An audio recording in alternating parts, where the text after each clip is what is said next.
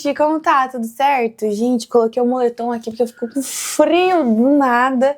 Tava um solzinho super bonitinho, do nada cheio de nuvem de novo. E é isso. E aí, tudo certo com você? Espero que esteja tudo bem por aí. Nós vamos começar o nosso primeiro capítulo e eu já vou te dizer para você fazer algumas escolhas de cores. Aqui vão as minhas escolhas, tá? Eu escolhi o lápis verde pra gente falar sobre Tiago, tá bom? Escolhi o lápis azul pra gente falar sobre servir.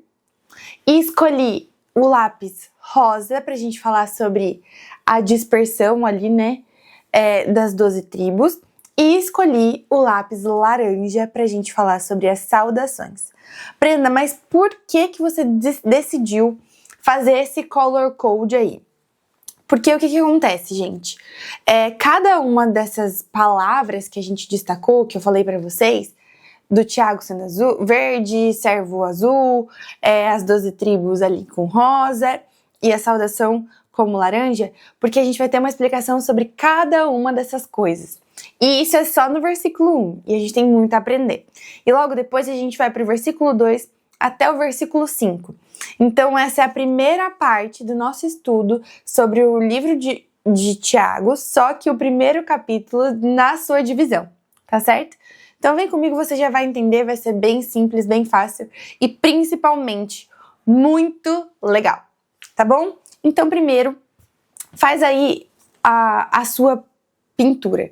Eu vou pintar aqui, como eu falei pra vocês, a palavra Tiago. Como a gente conversou um pouquinho ontem sobre essa questão dele, a gente vai então para Tiago 1 sendo dividido em 3 partes, tá bom? Então vamos dividir a primeira. A primeira parte são as saudações, que a gente pode até colocar ali, que é o verso 1. Aí coloca V1. Depois a gente vai para as provas e lamentações e tentações, tá? Essas provas e tentações é o que eu falei pra vocês, que é do versículo 2 ao versículo 5. E depois disso, a gente vai para a segunda parte, que é praticando a palavra. Tá bom? Então é assim que a gente vai fazer a divisão. Eu fiz a divisão desse jeitinho aqui, ó. Tá vendo? Que tem Tiago 1 e daí cada um pro seu lado. Eu gosto de fazer assim como se fosse uma árvore sendo aberta. Mas se por acaso isso fica confuso pra você, não tem problema. Pode fazer diferente, tipo numeradinho. Aí logo depois, como eu faço essa árvore aberta desse jeito, tendo cada uma a sua explicação, depois eu nomeio aqui, sendo 1, 2 e 3. Aí embaixo eu coloco a explicação da parte 1, que é a parte da saudação. A parte da saudação, ela começa muito legal. Mas antes de falar sobre essa parte, a gente precisa orar. Então eu vou te convidar pra gente orar e assim a gente vai crescer em Cristo juntas, juntos, enfim, vamos lá? Oremos. Querido Deus e amado Pai, muito obrigada porque o Senhor tem estado conosco. Pai, que nesse momento nós possamos estudar a Tua Palavra e que principalmente isso possa encher os nossos corações. Senhor, é isso que nós estamos te pedindo, mas desde já te agradecemos. Em nome de Jesus, amém. Amém? Então vamos lá. A primeira palavra a ser pintada é a palavra Tiago. Por quê, Brenda? Porque a gente vai falar um pouquinho sobre ele. A gente tinha determinado, então, que com os estudos do contexto anterior, ele seria, então, Tiago, o justo, que é o meu irmão, meio-irmão do Senhor Jesus. Tá bom? E o que é interessante aqui é que essa é a primeira parte de explicações de Tiago. Então, a simplicidade da saudação dele aponta para Tiago, o justo, meio-irmão do Senhor Jesus, conforme a referência lá de Gálatas 1, 19, se você quiser colocar aí, tá bom? E ele foi o primeiro líder da igreja de Jerusalém. Anotou? Bem simples, né? É bem legal essa primeira parte da saudação. Então isso eu pintei de verde, ó. Aí o meu resuminho ficou assim, tá vendo que tem as pontuações de cada coisa? Ficou assim.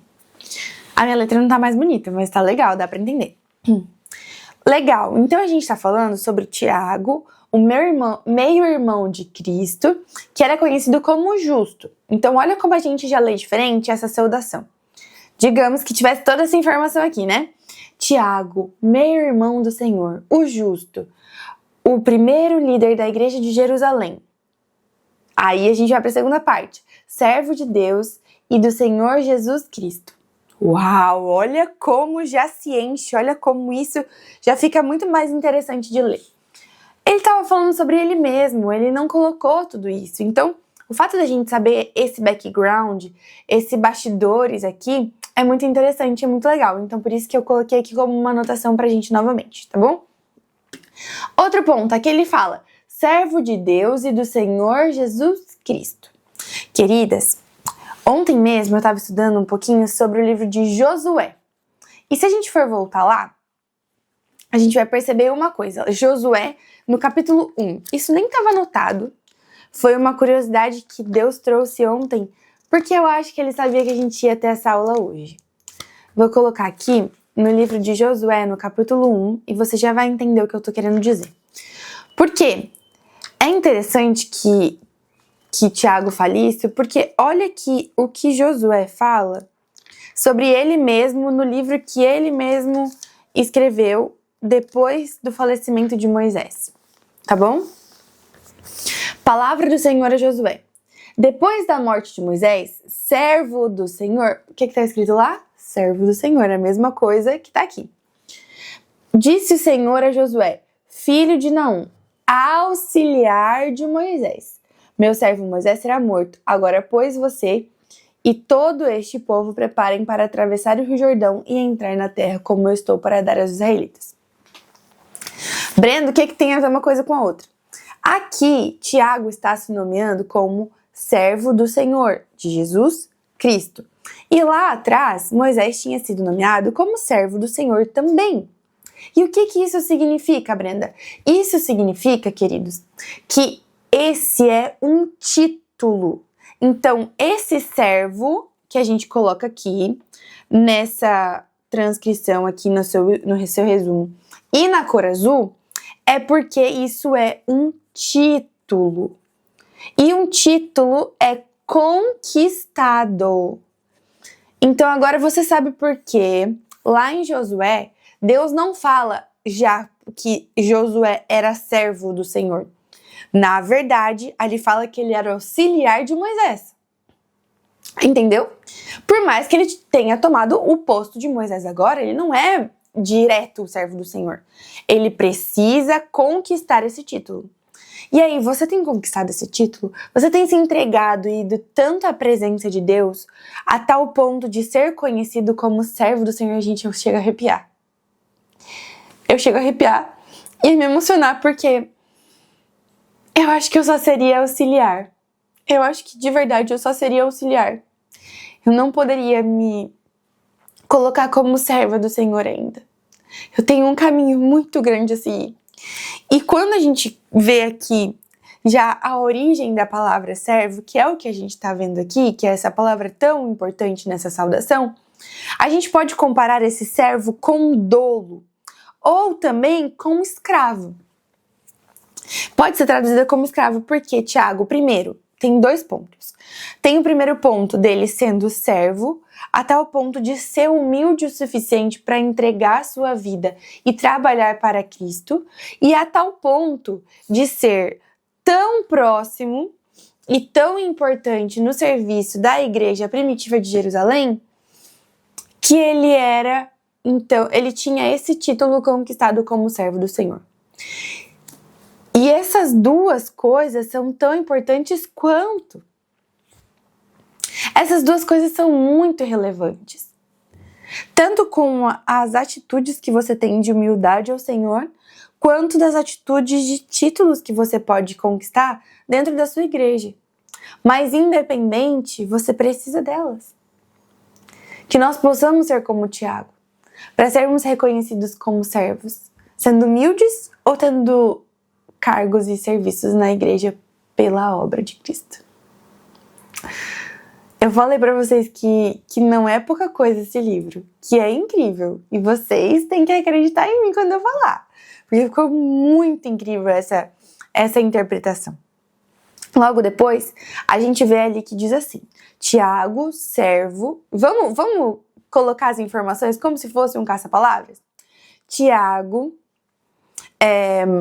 o justo, meio-irmão do Senhor e líder da primeira igreja de Jerusalém, servo de Deus e do Senhor Jesus Cristo, as 12 tribos dispersas entre as nações. Quando ele fala dessas 12 tribos, pinta aí de rosa, que é o momento em que ele está falando sobre a questão das cartas gerais que a gente estudou ontem. Então, quando ele fala dessas 12 tribos que não existem mais fisicamente, ele está querendo dar um título que aqui está se descrevendo de Israel, que é aquela reunião de novo que é prometida lá em Ezequiel 47:13 e também em Mateus 29, 19 e 28. Então vamos ver o que diz aqui em Mateus 19, 28. Diz assim: Jesus lhes disse: digo-lhes a verdade, por ocasião da regeneração de todas as coisas, quando o Filho do Homem se assentar em seu trono glorioso, vocês que me seguiram também se assentarão em 12 tronos para julgar as 12 tribos de Israel. Então tá falando sobre essa reunião novamente. Outra coisa que a gente também tem é lá em Ezequiel. Vamos voltar um pouquinho mais? Aqui em Ezequiel, no capítulo 47, 28... Aqui tá chegando no capítulo 47. No capítulo 47, no versículo 13. Assim diz o soberano Senhor: estas são as fronteiras pelas quais vocês devem dividir a terra, como herança entre as 12 tribos de Israel, com as 2 porções para José. Vocês a dividirão igualmente entre elas, visto que eu jurei de mão erguida que daria aos seus antepassados, esta terra se tornará herança de vocês. Então aqui, realmente, a gente vê as citações entre essa terra, né? Essas 12 tribos. Então, é geral mesmo. É para falar sobre o Israel que estava novamente se unindo, se regenerando, como diz lá em Mateus, certo? Logo depois, a gente vai para as saudações. Isso é muito interessante também, por quê? Porque aqui, esse método que está sendo escrito é o método das saudações. E como assim, Brenda? As saudações, elas eram tipicamente gregas da maneira que Tiago escreveu. Então, ele não estava só escrevendo para todo Israel, mas ele estava escrevendo para o povo novo que estava entrando na tribo de Israel. Você consegue compreender, então, que ele tem esse cuidado de escrever para todos? E é por isso que termos novos são, então, colocados. Termos que têm ali a constância de provas, de tentações,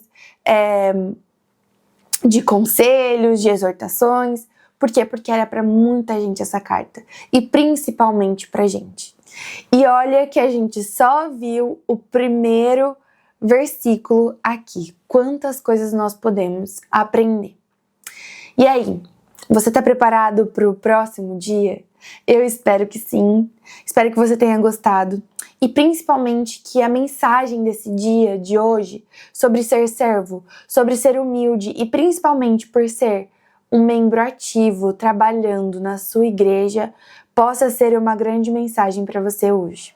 É isso que eu desejo do fundo do meu coração, que nós possamos amanhã aprender ainda mais sobre provas e tentações que nós teremos aqui. E pode ter certeza, é maravilhoso o que a gente vai aprender amanhã. Eu já dei um spoiler lá nos meus stories no domingo, mas se você não viu, espere por amanhã, tá bom? Um beijo, um abraço, tchau!